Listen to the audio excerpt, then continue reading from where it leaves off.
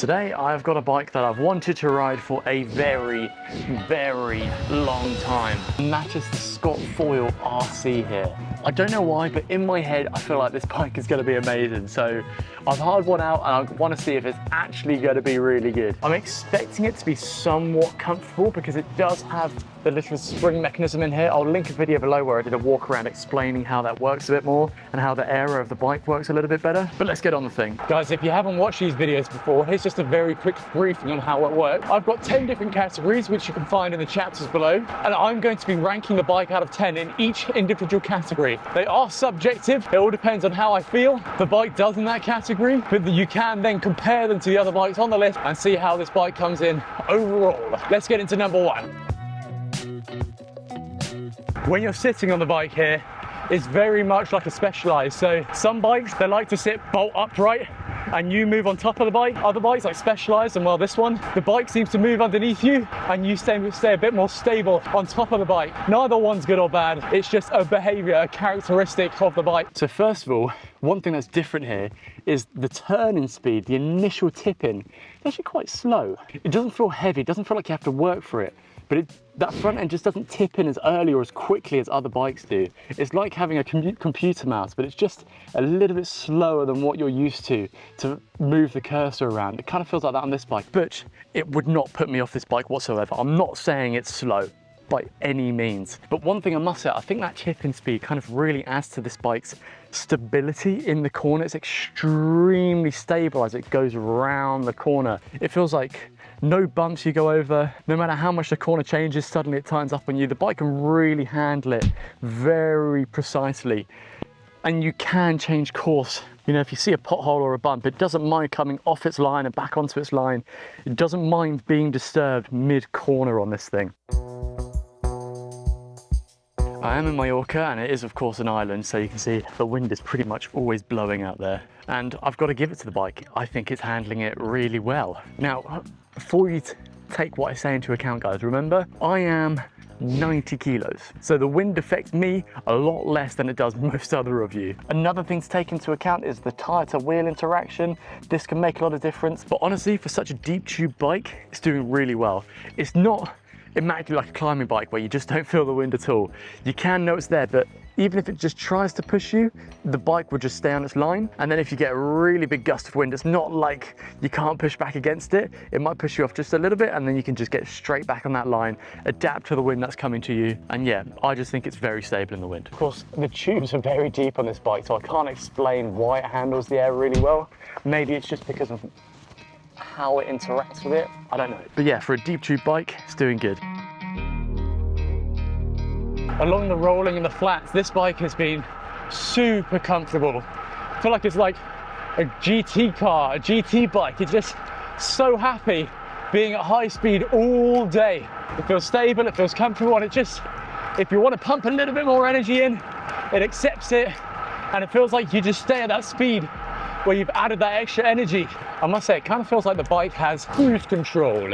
You know, you just set your speed, 35 k's an hour, yep, done, sit there all day. When you do get to those rolling sections on the bike, because it accepts that speed so readily, you can really just pump a bit more energy into the bike to get over the last bit of the roller. Because of the comfort levels on this bike, I almost feel like it's absorbing the sensation of speed. I'm doing 50 k's an hour right now, and it's handling it like it's nothing. It feels like I'm doing 35. The only way I can really describe that is like when you're driving a fast, expensive car like a Porsche, 100 miles an hour, feels like you're barely moving.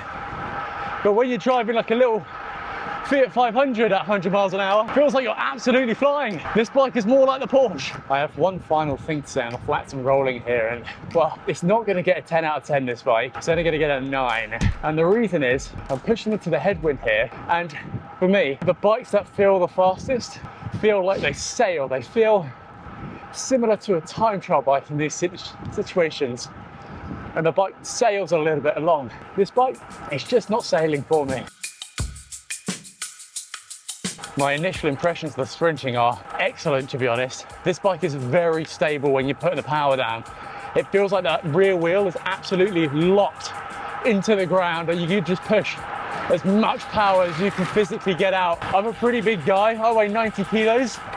1500 watts is fairly trivial for me, and this bike handles it very well. I'm just pushing the power down and it's soaking it all up and pushing it into the road. Now, it is an excellent sprint chair, but I feel like there is one thing I need to dock a point off, so it's only a 9 out of 10 rather than a 10 out of 10, and it just doesn't have that snap. It doesn't have that bark, that snappiness that you can really feel in like a really exciting bike. It's more getting the job done than making the sprint exciting. I do have a small hypothesis for this. It's actually when the frame is so laterally stiff, it doesn't actually flex and snap back against you. Bikes like climbing bikes like the SLA, Seika Spear, Factor Ostro VAM, they all snap back at you every single pedal stroke, and it feels like you're just getting a little bit more punch, and it's just missing that final touch on the sprint, this bike. With all of that being said, I think these wheels are good, the Capital One Syncross wheels.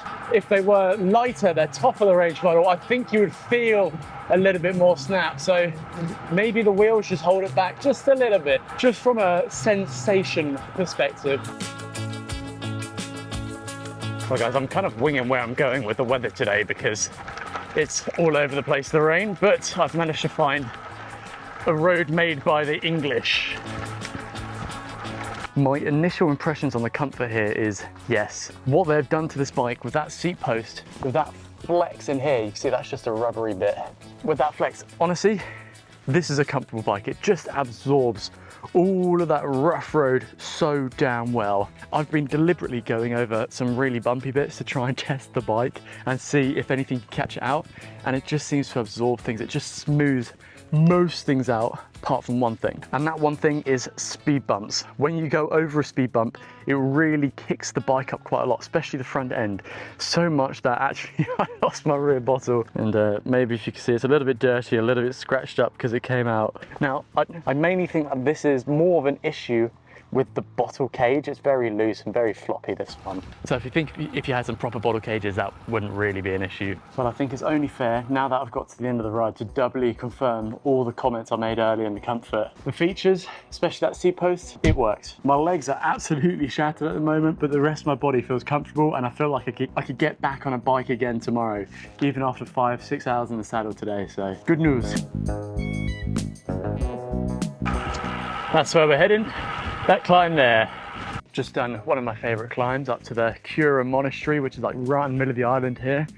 I normally go to the mountains, which are all the way over there, but as you can probably see, it rained this morning and it's been cloudy the whole time, so the roads are still wet over there. But man, when you're climbing on this thing, I find it's really easy to get into a rhythm on this bike, and it just feels like I am on top of the gear the whole time. I've only got an 1130 cassette on this thing, and I've been going up some steep little punchy patches, and to be honest, it's been totally fine. I haven't felt like I've actually needed another gear on this bike. Now, obviously some days your legs feel really good, and this is one of those days, but yeah, some other bikes, I don't feel like I'm always on top of the gear, even when you've got the big 34 on the back. Other than that, it climbs like any other bike in the saddle. But out the saddle, I found, because I said in the handling, I find this, the moment you get out the saddle, it's very comfortable moving side to side, which means I find I can spend a lot of time out the saddle, which is how I like to do the steeper bits of most climbs. So I think this bike really suits my riding style. You can really feel that like bottom bracket stiffness area.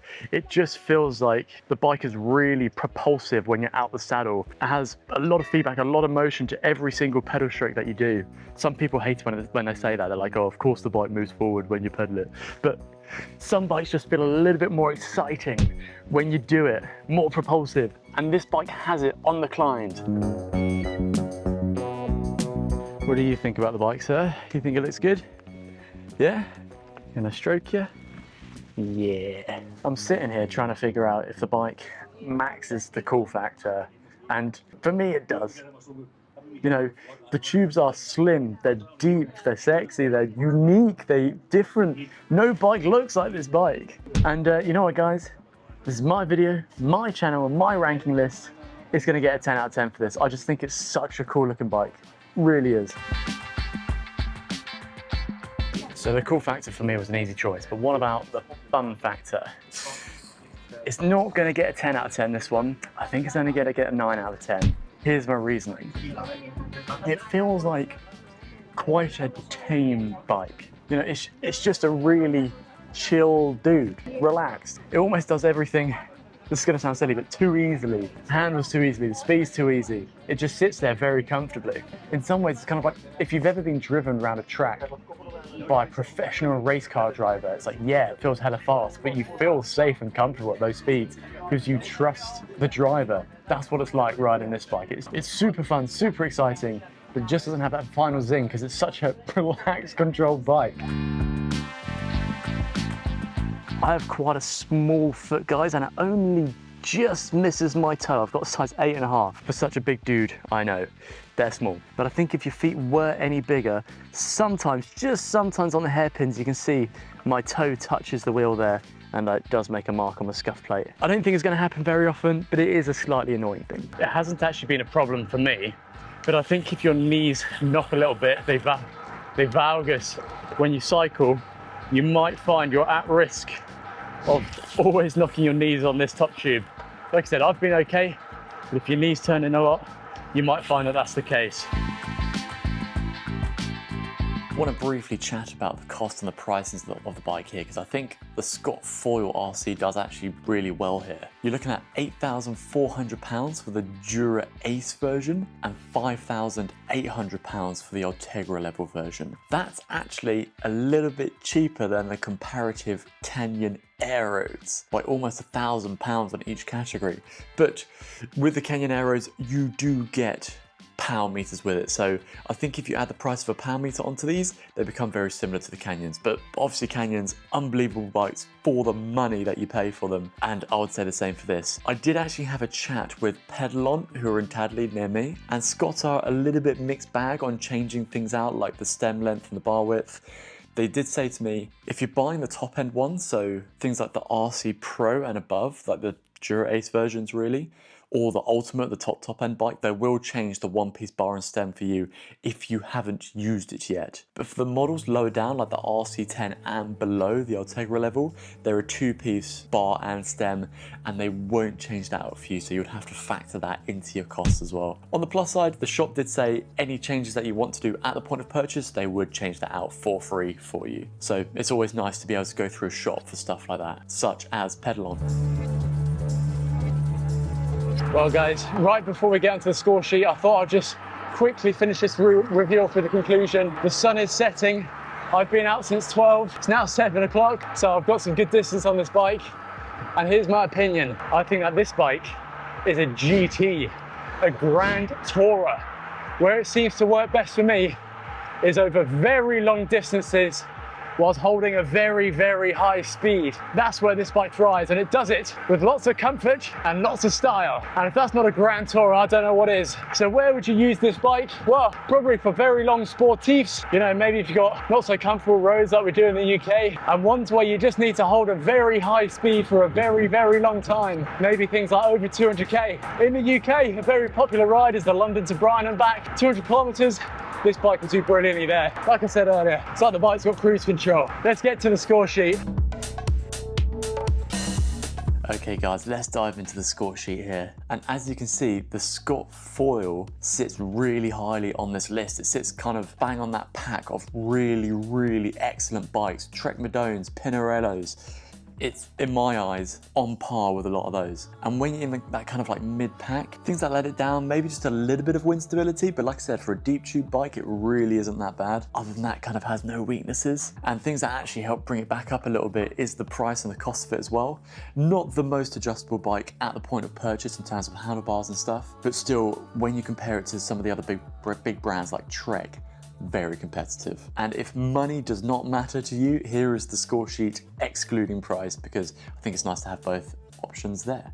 Of course guys, the score sheet isn't be all or end all, it's just there to help you inform to make a decision, and it is a subjective opinion of mine as well. Guys, as usual, if you think I have missed anything or you have any specific questions about this bike that I haven't mentioned, chuck them in the comments below. I reply to pretty much most things. You can always message me privately on Instagram over here, and same again, I reply to pretty much most things on there as well. But I've been Jason, this has been Cycling Your Box, see you in another video.